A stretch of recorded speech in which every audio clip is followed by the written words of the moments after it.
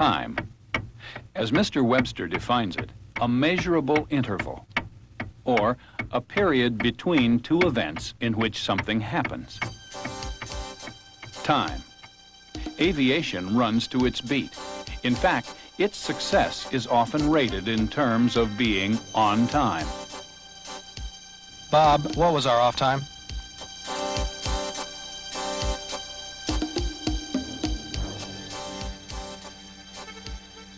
Sometimes, however, being on time is not either possible or prudent. And more often than not, you'll find that at least one of the reasons is weather. Folks, this is the captain speaking. We're observing some bad weather on our radar ahead of us. And to avoid that, we're going to delay our approach for approximately 20 minutes. So please keep your seatbelts fastened, and we'll get back to you with an update as soon as possible. Thank you. How do time and weather fit together? Well, one particularly dangerous weather phenomenon that must be avoided is severe wind shear. And in the next few minutes, we want to demonstrate how a flight crew can improve its ability to avoid this hazardous condition. And about that critical time, maybe no more than 5 seconds, in which flight crews must react quickly and correctly if they do encounter an unexpected wind shear on takeoff or landing. But let's start by understanding that the only safe wind shear is a wind shear avoided.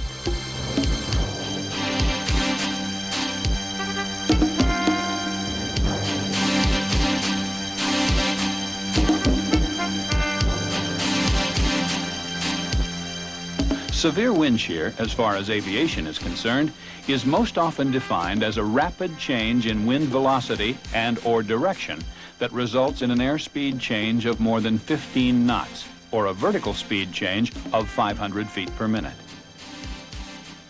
A severe wind shear encounter on takeoff or on approach should be considered very serious, since a pilot has less altitude and time in which to recover, as well as takeoff and landing being the times at which the flight deck workload is heaviest. The statistics speak dramatically as to how lethal they can be. In the decade from 1976 to 1986, wind shear-related accidents accounted for nearly 40% of the fatalities resulting from accidents in major air carrier operations in the United States. With air traffic in the U.S. on the increase, the exposure to significant wind shear conditions will also increase as more flights arrive and depart at times and places where the potential for a wind shear encounter exists. Wind shear can result from a variety of conditions. However, the most severe and dangerous shears are produced by either non-convective frontal conditions or convective air masses such as thunderstorms. Thunderstorms develop as a result of either localized heating at the Earth's surface or warm, moist air moving up and over cool air in both warm and cold fronts, causing convection. As the moist air rises and is cooled, precipitation develops, creating a vertical downflow, which spreads out horizontally in all directions. In a typical thunderstorm, the downdraft area is fairly large, from 1 to 5 miles in diameter. And although the outflow may produce a large change in wind speed, it occurs over enough distance to reduce the effect on aircraft. However, the smaller in diameter and potentially more dangerous convective wind shears, known as microbursts, are a serious threat to aircraft. The downdrafts associated with a microburst are generally only a few hundred feet to a half mile in diameter. This rare time-lapse film shows the life cycle of an actual microburst. The time span is compressed from almost 7 minutes to 30 seconds.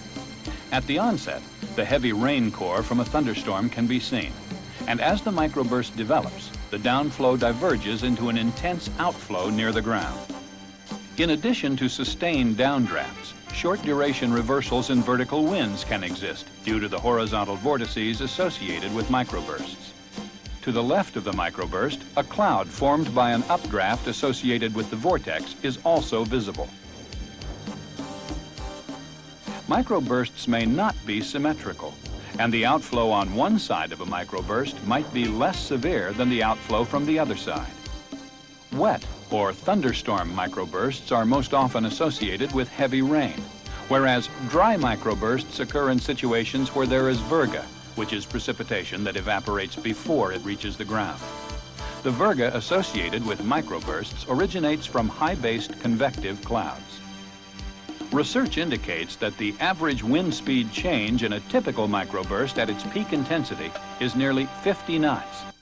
The typical microburst will intensify for about 5 minutes after it first touches the ground, and during that time may increase up to 3 times its original strength before it starts to dissipate. It's very important to understand that some microbursts cannot be successfully traversed using any known piloting technique, so it is critical to avoid all known severe wind shears. Unfortunately, there is no definitive detection and warning system capable of measuring the existence or intensity of wind shear along the intended flight path. However, there are some very important clues that indicate the potential exists for microburst wind shear. For instance, we know where a microburst encounter is most likely. This shows, from high to low, the frequency pattern of U.S. thunderstorm activity. And since some microbursts are associated with these storms, the areas with the highest probability of a thunderstorm-related microburst can be identified. We also know that the relatively arid conditions in the intermountain and high plains regions of the United States increase the potential for dry microbursts in those areas.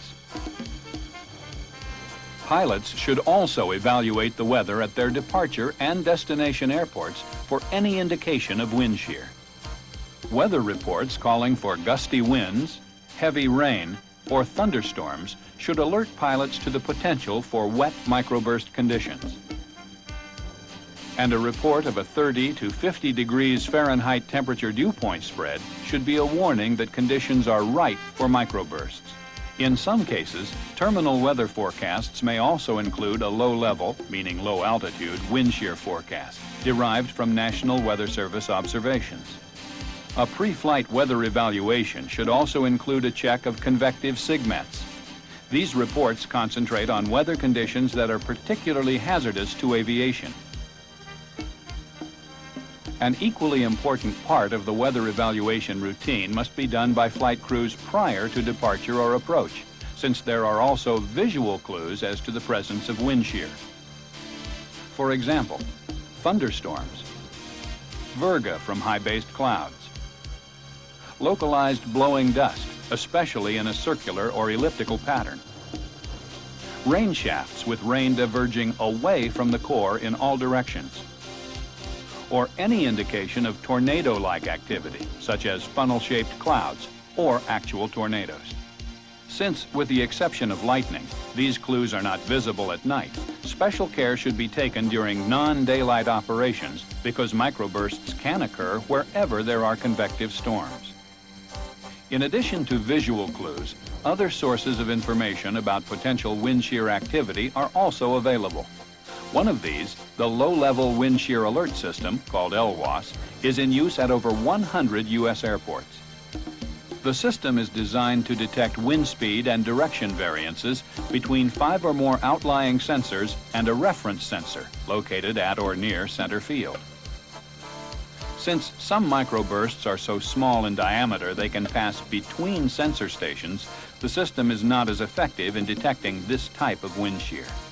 However, if preset limits are exceeded, air traffic control will report the relevant wind information to aircraft in the terminal area, which should be considered by pilots as an indication of the presence of wind shear. Pilots are also urged to use their onboard radars to scan for convective weather echoes in the immediate terminal area as a potential indicator of wind shear. Although in some cases, such as the dry environment microburst, a hazardous wind shear may reflect weak echoes or no echoes at all. And as you can see here, even if the radar is monochromatic, its use is equally effective in identifying convective storm cells that could indicate potential microburst activity. Wind shear pilot reported on 1 mile final by DC-10, airspeed loss of 15 knots. One final point about wind shear avoidance. One of the best sources of information is pilot reports, or PIREPs as they're called. A wind shear PIREP should cover the location where the shear was encountered, an estimate of its magnitude, and the type of airplane involved. Pilots are also encouraged to include a plain language description of what occurred, since this can often be a more clear warning than anything else of exactly what to expect. A wind shear PIREP should alert other approach and departure traffic, since it is known that microbursts can intensify very quickly. These clues should be kept in perspective, since some are obviously of greater importance than others. And in most cases, the greater the distance any of these clues occur from the departure or destination airport, the less relative importance they have.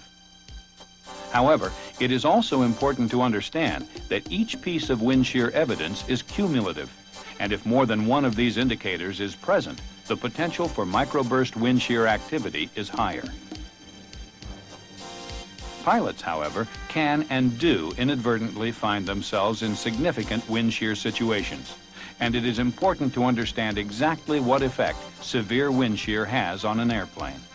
In this instance, the wind shear is symmetrical, so the headwind at the onset of the encounter would act to increase airspeed.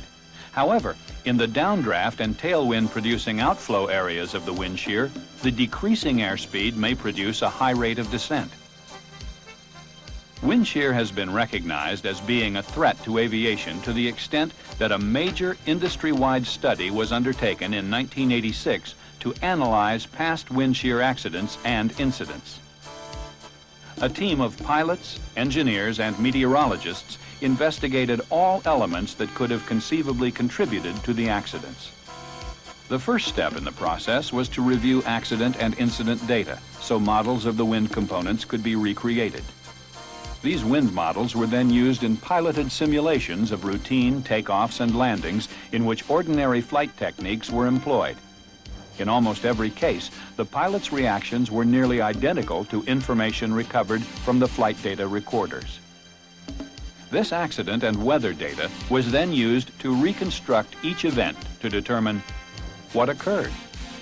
Was sufficient airplane performance available to have prevented the accident? And if so, why was the potential performance capability not used? The two most important conclusions were that the onset of a wind shear encounter was often quite difficult to recognize, and that there was very limited time available, often no more than 5 seconds, to react appropriately.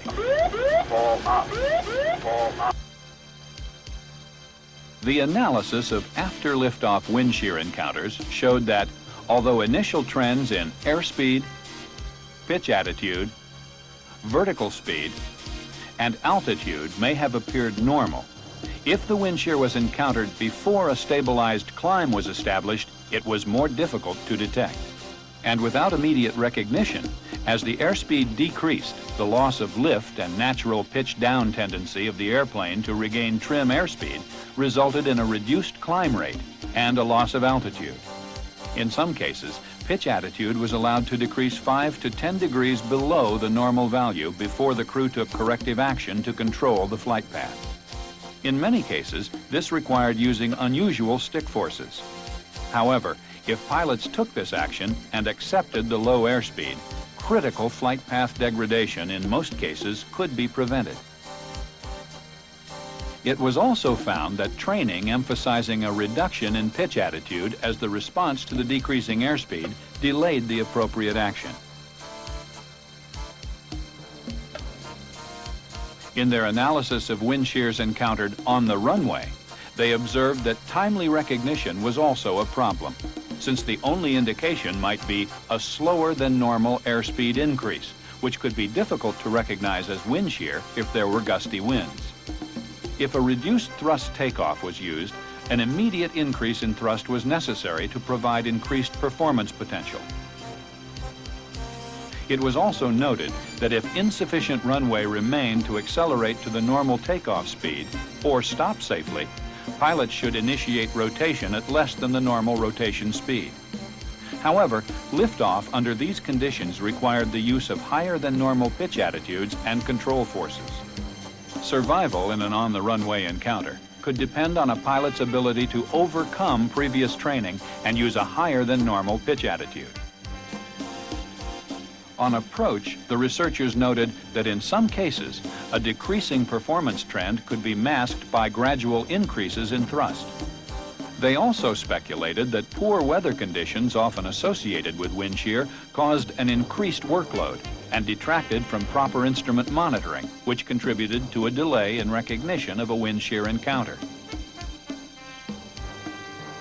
The last phase of the research focused on determining if there was a recovery technique or procedure that would aid pilots in the event of an inadvertent wind shear encounter. Many different techniques were evaluated and tested, taking into consideration microburst characteristics, airplane performance, and the need from a human standpoint to keep the technique as practical as possible. The result was a technique which, although not best in every situation, was most effective in a wide variety of situations. Simply stated, the recovery technique involved the use of pitch attitude and thrust to restore or maintain flight path control. The final conclusion of the study was that flight crews needed a plan or process to assist them in dealing with the possibility of wind shear. The result is a simple series of flight crew actions that can be applied on every flight. The first step is to evaluate the weather and ask the question, are there any signs of wind shear? This action recognizes that avoidance must be regarded as the absolute first line of defense against severe wind shear. The second phase of the process is to ask the question, is it safe to continue? A takeoff or approach must be delayed until the answer is yes. The next action is to consider the use of precautionary procedures when no serious threat of wind shear actually exists, but some of the indicators are present.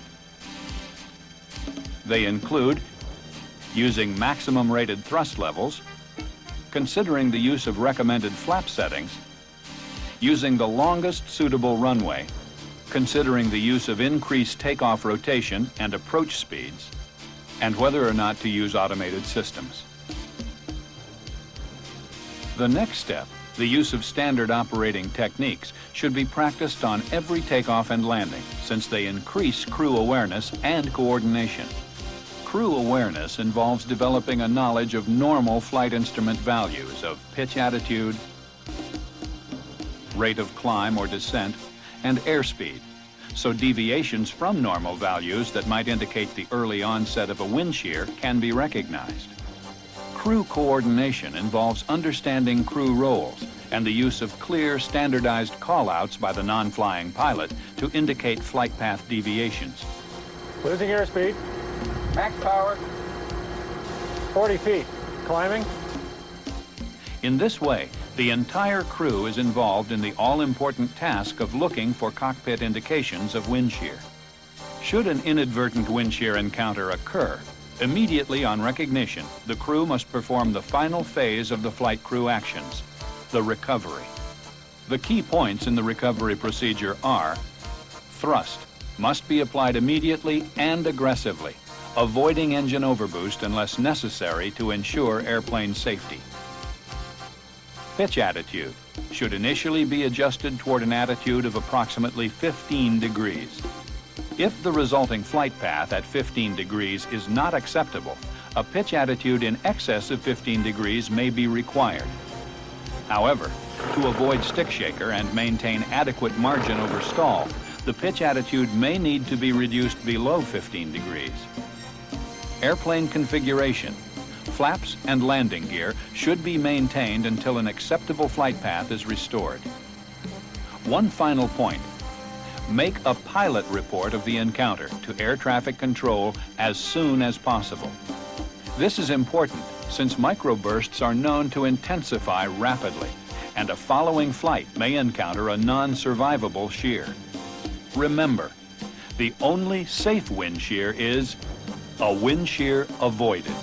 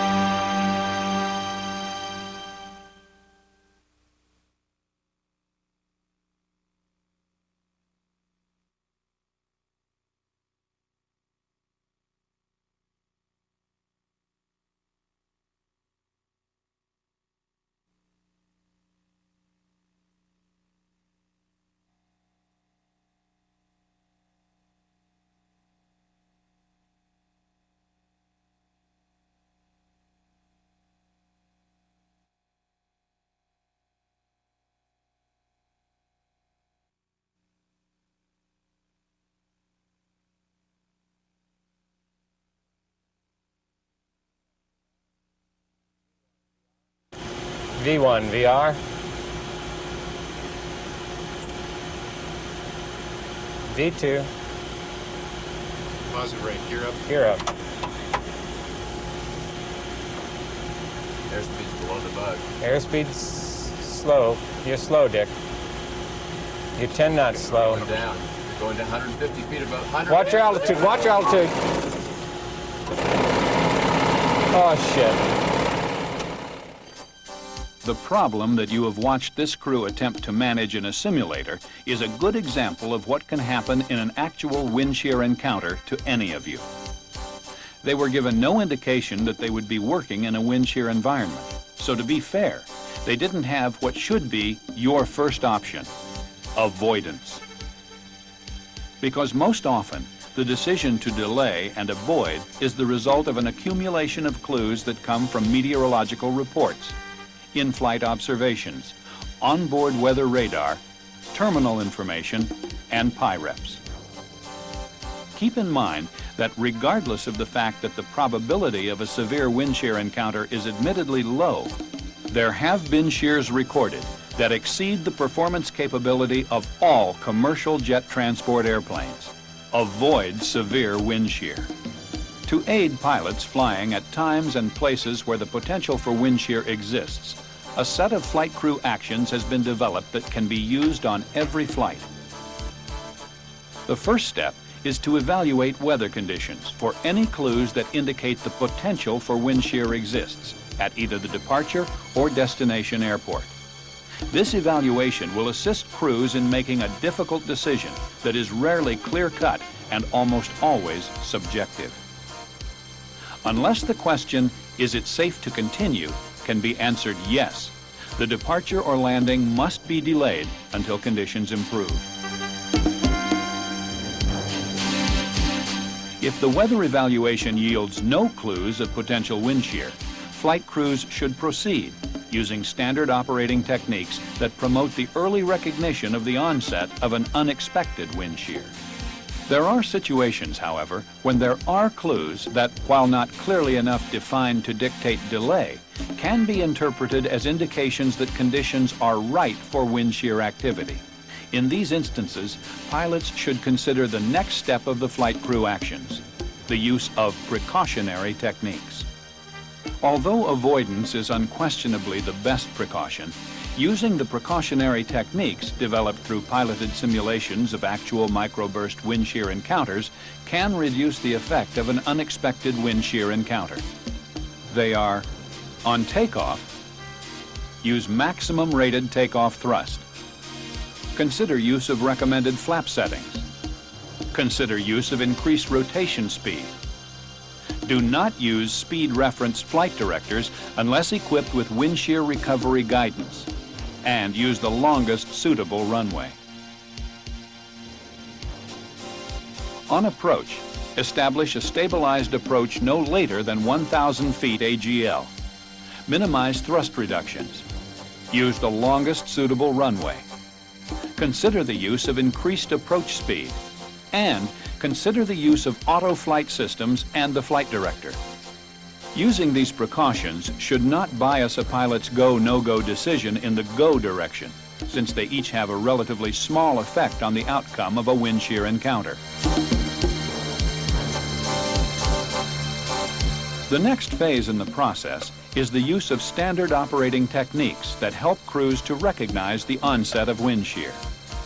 These procedures, which emphasize crew awareness and the use of standard call-outs, should be used on a regular basis so that they become a part of the crew's routine. V1 VR. Airspeed hesitation. In the event of a wind shear encounter, they will increase the likelihood of early recognition. In addition, crews must monitor vertical flight path values on a day-to-day basis so they have a clear understanding of normal conditions. On takeoff, pilots should know and use the all-engine initial climb pitch attitude and give less emphasis to strict airspeed control until terrain clearance is assured. On approach, the flight crew should monitor airspeed, attitude, altitude, vertical speed, glide path, and thrust for abnormal readings or settings that indicate vertical flight path degradation. It is particularly important to cross-check flight director commands with vertical flight path displays, which are the primary flight path references. The recognition of a wind shear encounter during the takeoff roll also may be very difficult, since the only indications may be unusual airspeed fluctuations or a slow or erratic airspeed increase. On takeoff or approach, the call-out should inform the pilot flying of any significant deviations from normal. 500 feet, vertical speed, 700 down. Okay, we got our 30 flaps. Runway in sight. Airspeed decreasing. And the pilot flying should be prepared to initiate recovery immediately if there are unusual changes in excess of plus or minus 15 knots indicated airspeed, or plus or minus 500 feet per minute vertical speed, or plus or minus 5 degrees pitch attitude. And additionally, on approach, plus or minus 1 dot glide slope displacement, or an unusual throttle position for a significant period of time. Keep in mind, however, these are not exact criteria, since other factors, including rate of change, must be taken into consideration. Pilots must make the final determination when and if to move to the last step of the flight crew actions, which is using the recommended wind shear recovery technique. Simply stated, the technique involves the use of thrust, controlling the flight path with pitch, with an initial target pitch attitude of 15 degrees, and maintaining the existing airplane configuration. It is very important that pilots understand that the purpose of the technique is not to enable them to fly through wind shears, but rather to recover from situations where they have inadvertently encountered a severe shear. Let's look at the specifics of the recovery procedure applied on a wind shear encountered after liftoff. V1 VR. Airspeed decrease. Max power. Thrust must be applied immediately and aggressively, avoiding overboost unless necessary to ensure airplane safety. Pitch attitude should be increased or decreased at a normal rate toward an initial target attitude of 15 degrees. If the flight path is acceptable at 15 degrees, maintain this pitch attitude. If it is unacceptable, continue to adjust pitch smoothly in small increments until an acceptable vertical flight path is attained. The upper pitch limit is stick shaker activation. If this occurs, reduce the pitch attitude until the stick shaker is no longer activated and continue to fly at intermittent stick shaker. In severe shears, stick shaker may occur at pitch attitudes below 15 degrees. Remember, it is necessary to maintain an adequate stall margin in addition to minimizing altitude loss. If a pitch attitude below 15 degrees is required to deactivate the stick shaker, pilots should again increase pitch toward 15 degrees as soon as possible. Pilots may also find that unusually high stick forces are required to control the pitch attitude. But by taking this action and accepting the low airspeed, they have a better chance of avoiding a critical altitude loss. Finally, maintain the flap and gear configuration until clear of the encounter. 80, both sides. If a wind shear is encountered during the takeoff roll and there is not sufficient runway left to accelerate to normal takeoff speed or stop, pilots must increase thrust and initiate a normal rotation toward 15 degrees no later than 2,000 feet before the end of the usable runway, even if the airspeed is low. In this situation, the increased pitch attitude required to lift off may result in a tail strike with some airplanes. After liftoff, continue to adjust the aircraft pitch attitude to control the flight path. On approach, the recovery procedure is the same. Notice how, although turbulence increases the pilot's workload, it does not change the basic recovery technique. Also, listen to how the call-outs aid the pilot flying in taking the appropriate actions. Airspeed decreasing, 140. 1,500 vertical speed down. Oh, let's get out of here. Full power. Vertical speed, 1,000 down. Level, 500 feet. Boy, this Level. is really something. 500 feet, level. 500 feet, descending. 480. 500 feet and level. This is really something. 600 feet, climbing. The message here is simple. If you do inadvertently encounter a severe wind shear, pitch attitude and thrust may be your only remaining option.